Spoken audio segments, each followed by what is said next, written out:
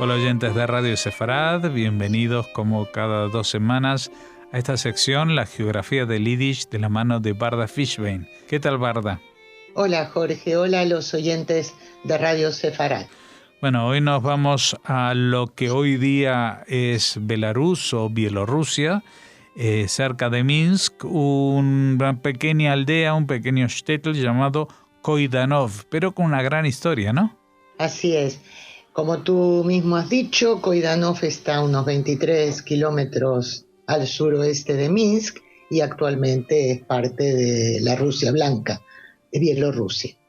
En 1932, las autoridades soviéticas modificaron el nombre de la ciudad y la llamaron Yarsinsk, en honor del jefe de la policía soviética, Félix Yarsinsk, que sigue siendo hoy su nombre oficial, aunque los judíos continúan en su recuerdo llamándola Koidanov. La aristocrática familia polaca de los Radziwiłł fueron los amos de la ciudad en el siglo XIII y la llamaban Koidanowa. En 1569 se unieron el Reino de Polonia y el Gran Ducado de Lituania, lo que se conoció como la Mancomunidad Polaco-Lituana, y Koidanov, que en ese momento tenía unos 1.000 habitantes, quedó integrada en dicho territorio. Ya había judíos entonces allí, pero su número comenzó a crecer hacia finales del siglo XVI y principios del siglo XVII. Durante el levantamiento de Bogdan Khmelnytsky y mientras duró la guerra ruso-polaca, la ciudad sufrió grandes penurias porque fue incendiada en gran parte por los cosacos de Khmelnytsky, que además asesinaron a muchos de sus habitantes. En la siguiente centuria, es decir, en la 18, comenzó a recobrarse y a crecer. Los registros impositivos señalan que en el año 1766 unos 560 judíos pagaban impuestos. Por entonces había en la localidad una sinagoga y un hospital, 2 importantes fábricas y aproximadamente 40 comercios, todo ello judío. Además de los miembros de la Keilah, en Koidanov vivían rusos, polacos, alemanes, bielorrusos y tártaros.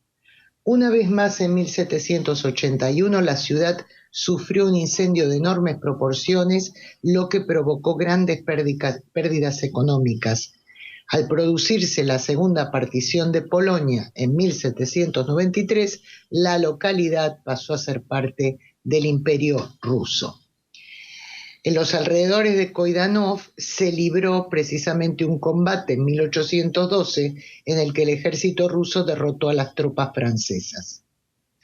Aunque el hasidismo no fue la opción mayoritaria de los judíos de Koidanov, la ciudad fue bien conocida entre la judería europea por la dinastía de esta corriente fundada allí en 1833, que tuvo gran influencia en localidades cercanas, incluso en aquellas de población judía numerosa, como Vilna o Minsk, entre otras. Más tarde, estos hasidim se establecieron en Tiberíades y Jerusalén, y luego en Bnei Brak y Tel Aviv. Al llegar el siglo XX, con las sucesivas migraciones, los hasídicos de Koidanov llevaron sus mensajes y fundaron sus sinagogas en el Lower East Side, en Brooklyn y en el Bronx, en Nueva York.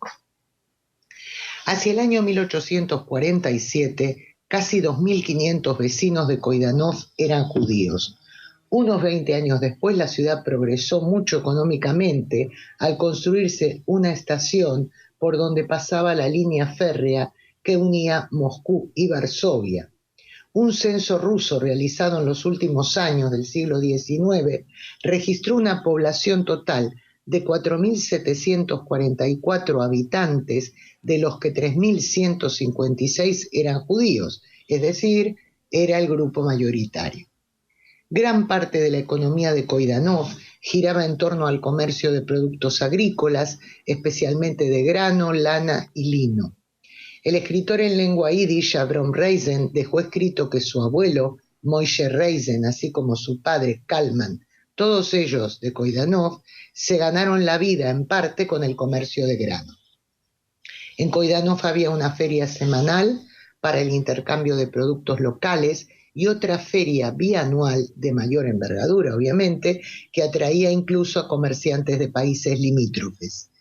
Como muchos judíos tenían casas rodeadas de terreno donde plantaban frutales y pequeñas granjas donde criaban gallinas o cabras, los excedentes que no consumían los vendían precisamente en la feria local. En la plaza central del pueblo estaba la sinagoga y en el Schulhof, o patio de la sinagoga, había un espacio donde desarrollaban sus actividades 4 comunidades distintas que tenían sus respectivas sinagogas, además de que en ese mismo sitio estaba también la casa de oración jasídica. La sinagoga principal se conocía como Moyer, que a su vez contenía una más pequeña. Las gentes de oficio, como sastres, zapateros o carpinteros, rezaban en la sinagoga llamada Schneiders, o sinagoga de los sastres, y aún había una cuarta conocida como Nayer Shul, sinagoga nueva. En el mismo recinto también estaba la casa del rabino y la casa de baños, el mikve.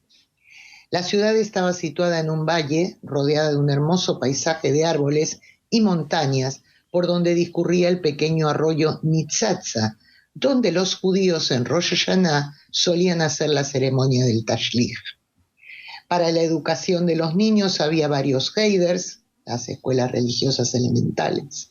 También existían grupos de estudiosos de la Torá, el Talmud y la Kabbalah, y coros tanto de profesionales como de aficionados. La relación entre judíos y gentiles había sido a lo largo del tiempo siempre cordial, lo que se extendió hasta el siglo XIX. A finales de dicha centuria comenzaron a cambiar las ideas de algunos miembros de la Kehilá, sobre todo jóvenes, que se abrían a la Ascalá, a la ilustración judía. También el rol social de las mujeres evolucionó. A principios de siglo había una escuela hebrea para niñas, que fundó en 1900 un pedagogo, ferviente sionista, que había estudiado en Alemania, llamado Chaim Yehuda Merlis. Impartió clases de hebreo y de Torá en su casa hasta la mitad de la Primera Guerra Mundial, cuando debió huir a Minsk. Las personas más jóvenes de Koidanov estaban sumamente interesadas en aprender ruso, la lengua del país, y hebreo, y encontraron buenos maestros en su shtetl entre los nativos que habían viajado y se habían formado en otros países. Todas estas inquietudes se plasmaron en la fundación de una biblioteca secreta, ya que los funcionarios rusos no la hubieran autorizado. En materia política, el sionismo religioso o laico, al igual que el socialismo, tuvo numerosos seguidores en Koidanov. Muchos de los sionistas hicieron aliyá a principios del siglo XX. En cuanto a las ideas socialistas, puede apreciarse, por ejemplo, en la obra que dejaron escrita los hermanos Reisen, lo que se comentará luego. El ejército zarista reclutó o intentó reclutar a muchos vecinos de Koidanov para luchar en la Primera Guerra Mundial, entre ellos judíos, pero para evadirse del frente muchos de ellos emigraron a Estados Unidos o a Palestina. Debido a la contienda, las guerras internas rusas, el pogromo de los vecinos polacos contra los judíos en 1920 y más tarde el estalinismo, generaron una emigración masiva, lo que influyó negativamente en las actividades de la Kehilá y en las instituciones de bienestar social y culturales que ésta sostenía. El escritor Avrom Reisen, antes mencionado, que había sido reclutado y más tarde abandonó Koidanov, volvió a visitar su shtetl en 1928 y dejó escrito un poema donde describía el deterioro de la actividad judía de Koidanov, comparándola con la que él había vivido en su infancia. En octubre de 1941 los nazis ocuparon la localidad. La primera acción que realizaron con la colaboración del batallón de la Policía Auxiliar de Lituania fue dispararle a 1.600 judíos nativos, cuyos cuerpos se echaron luego en un pozo, muchos de ellos heridos, pero aún con vida. Los que en años anteriores habían emigrado a Estados Unidos crearon un fondo para ayudar a los pocos sobrevivientes. Enviaban paquetes con ropas, alimentos, etc. En los primeros 2 días del mes de marzo de 1942, los Einsatzgruppen transportaron a miles de judíos de toda Bielorrusia para asesinarlos en Koidanov. Por otra parte, algunas fuentes indican que en la estación ferroviaria de este shtetl también tuvo lugar una matanza de los judíos del gueto de la cercana ciudad de Minsk.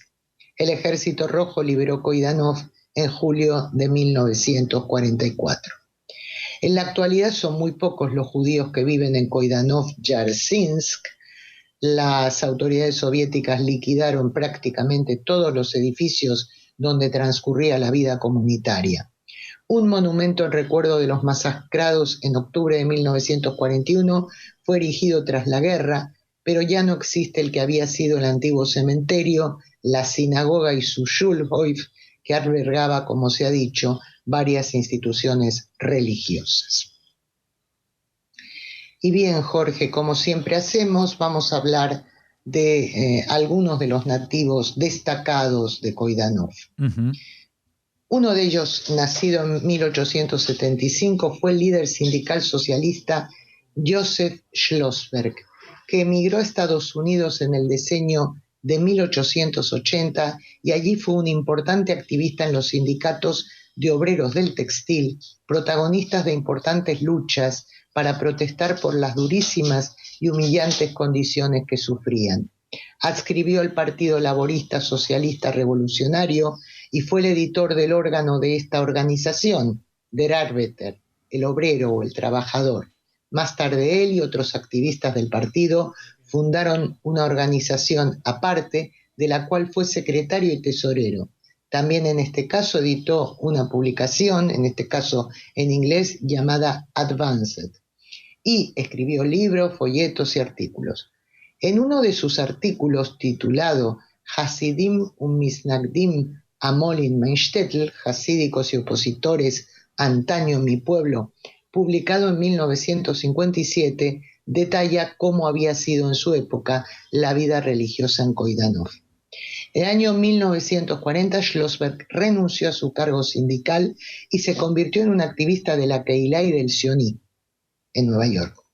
Al nacer el Estado de Israel, colaboró con la Histadrut, la central sindical israelí. En su opinión, el movimiento de los trabajadores israelíes podía lograr una comunidad socialista, lo que no se había conseguido en Estados Unidos. Schlossberg falleció en el año 1971.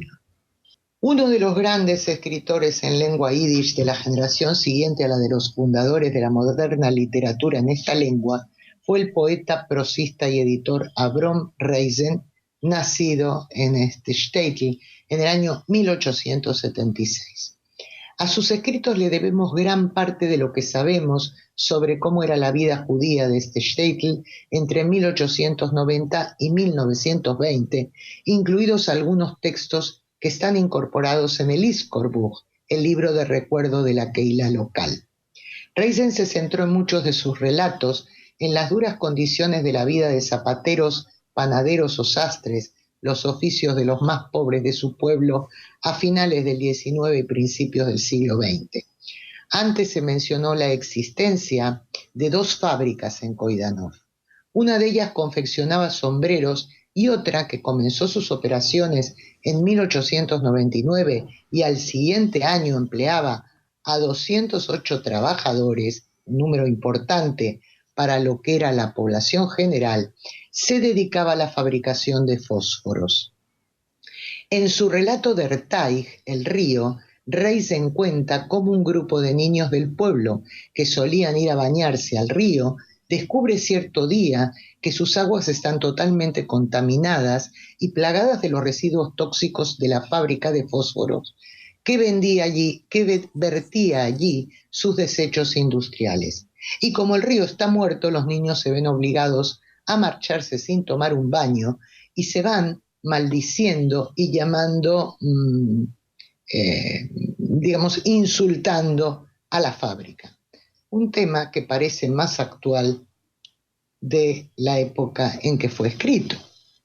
Además de Avrom, es imprescindible mencionar a su hermano Zalman, nacido también en Koidanov en 1887 y uno de los mayores eruditos en yiddish de su época, además de periodista.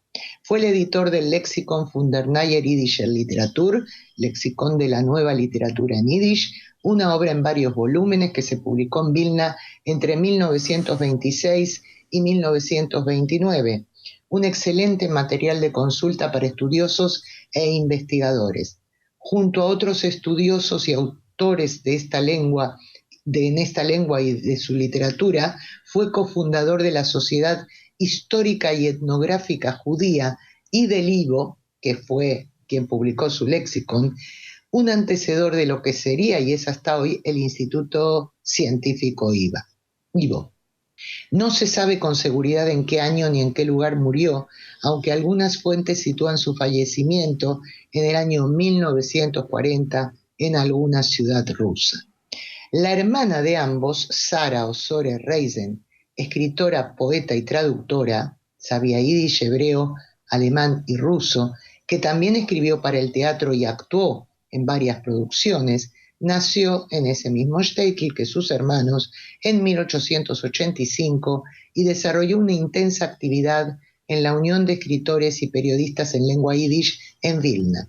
Su historia, Las Esperanzas de Haim Yosl, también está incluida en el libro de Iskor de Koidanov. En 1933 emigró a Nueva York, donde murió en el año 1975.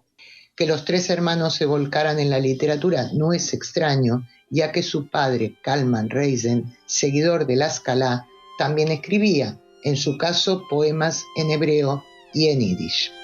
Ya ves, Jorge, qué importante para el yiddish ha sido este pueblo. Sí, es increíble con lo reducido que era, porque no era más que un pueblo, un shtetl. Sin embargo, sí, la cantidad de figuras trascendentales para el yiddish que tuvo. Pues seguiremos esperando que dentro de 2 semanas nos presentes otro pueblo o una ciudad o otro punto de la geografía del yiddish para seguir ahondando en estos conocimientos. Muchas gracias, Barda, y hasta la próxima. Hasta entonces, Jorge.